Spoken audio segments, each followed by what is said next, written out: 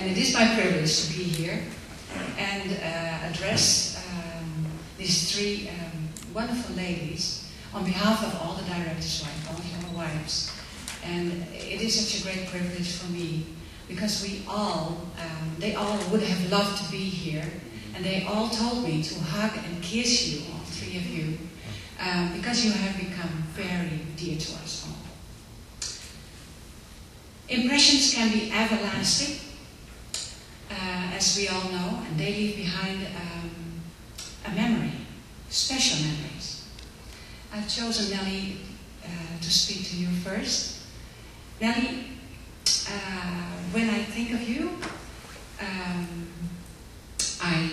memories of a visit of Hector a long time ago, some 17 years ago, come out, when he visited Holland and he was our guest.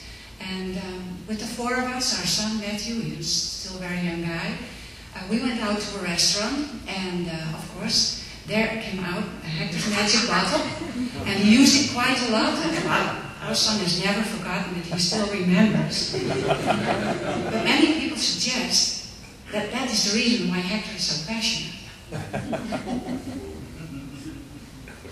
Same Hector always speaks very passionately about you, Nelie. And I don't think that's because of the Tabasco.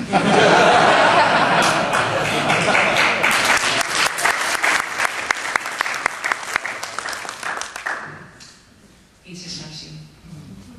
That's always obvious. He always speaks about you in a complimentary way, about what a good cook you are, how beautiful you are, what a good wife you are, things like that. And about the beautiful part, we all, as directors' wives, we all agree. On every occasion that we met you, you have always been, you always wanted to give us advice if we needed it on our hair, our nails, and things that are very important to women. And among us wives, you were always the face of a true lady. You always looked beautiful. That's how we will remember you always. But then there's that other impression. And again, there's I can tell best an example. Last April, when you stayed in Spain for 3 months, I received an email that Hector returned to me about some business matter, and there was something very special in that letter. I'm going to read it for you, the part that matters here. It says, "It's already 1 month since we departed from our place in California to be in the Spain office. And that is a full statement." You remember, Hector? "Because we are actually living in the office, in one of the rooms on the second floor. And because the office has a good kitchen, I, Hector, am enjoying the great food that my wife Nelie prepares. She is great. She is the best. So I don't miss my good Mexican food because I have with me my personal cook." Isn't that great? And then he adds, "We have to take the urban bus to go to the store to buy our bread and milk. Or sometimes," here it comes, "my wife makes me walk because she says that I need the exercise. Do I? I just obey, it's easier."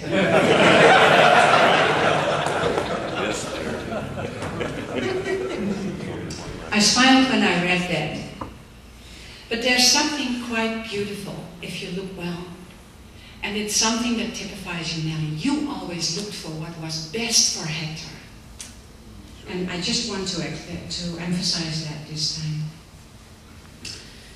You leave with the impression of being not only a beautiful and loving wife, but also a very supportive wife.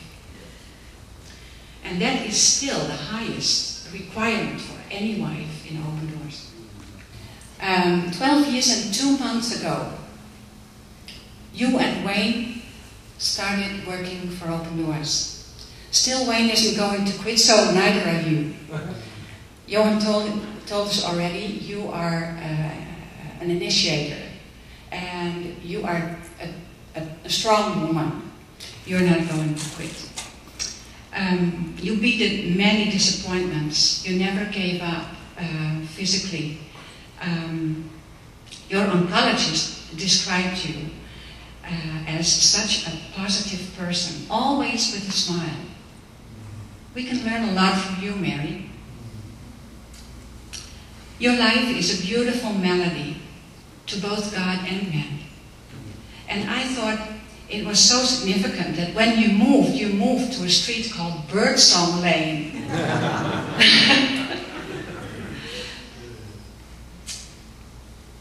Mary writes in the Notorious Wives book, if you men have never seen it,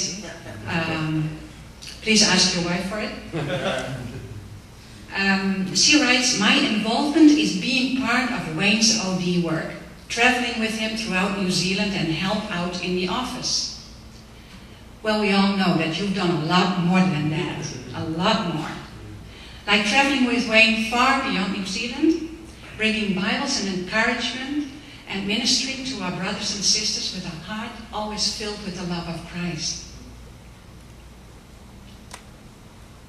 Besides meeting the highest requirement of being a supportive wife, you really and truly are Wayne's best traveling partner, and you are so for life. You impressed us with being that positive, smiling, traveling partner of Wayne. It's an everlasting memory that we'll have. I'm turning to you, Betty.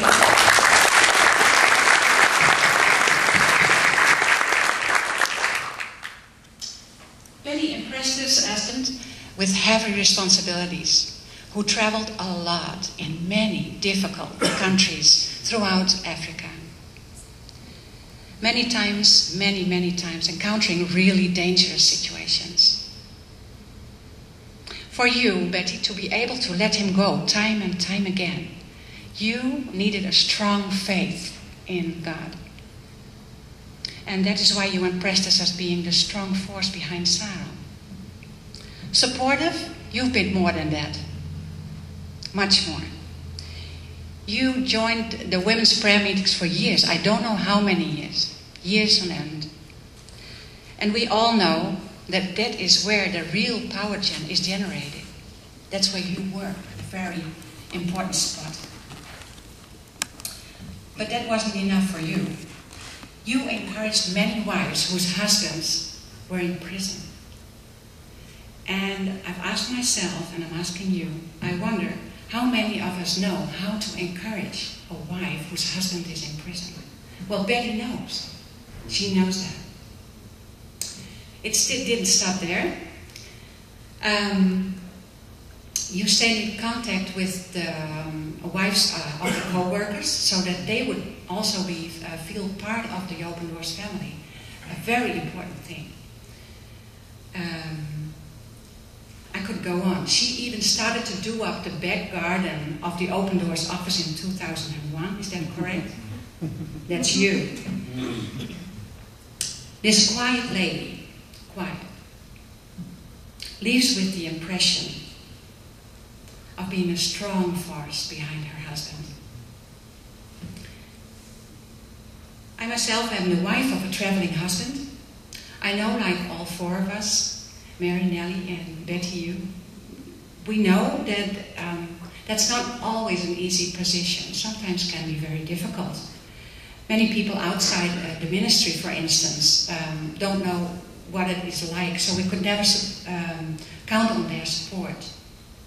Yes, God has placed us wives next to you husbands, but filling in that place, filling that position, doesn't always come automatically. Just like you men, when you travel, we encounter all kinds of new challenges when you're away.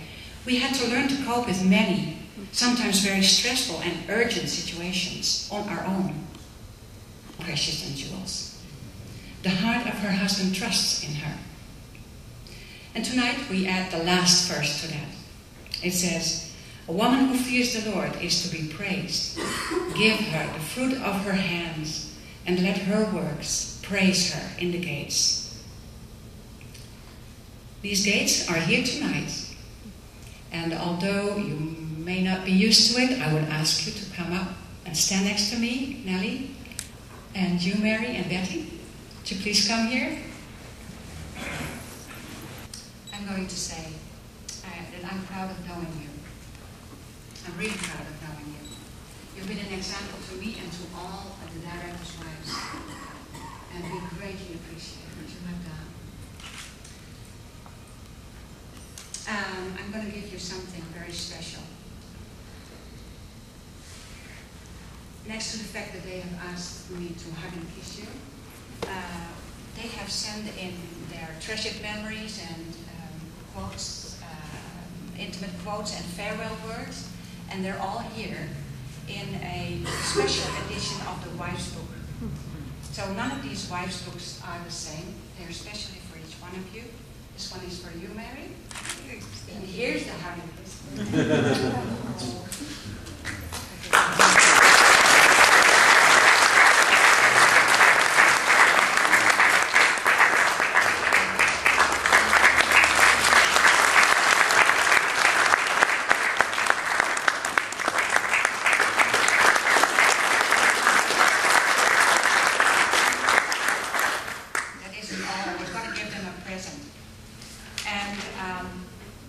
Give you this present in the hope that you may share what's in it with all your friends and families many times of celebration. This is for you, and for you, and for you. Then there's something else. We can't let you go without flowers. But we don't have fresh flowers, because then you wouldn't have anything to bring home with you. So we are giving you these bulbs. So you're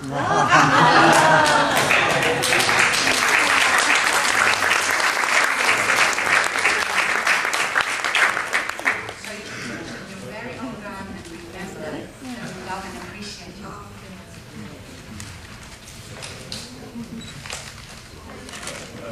You're welcome.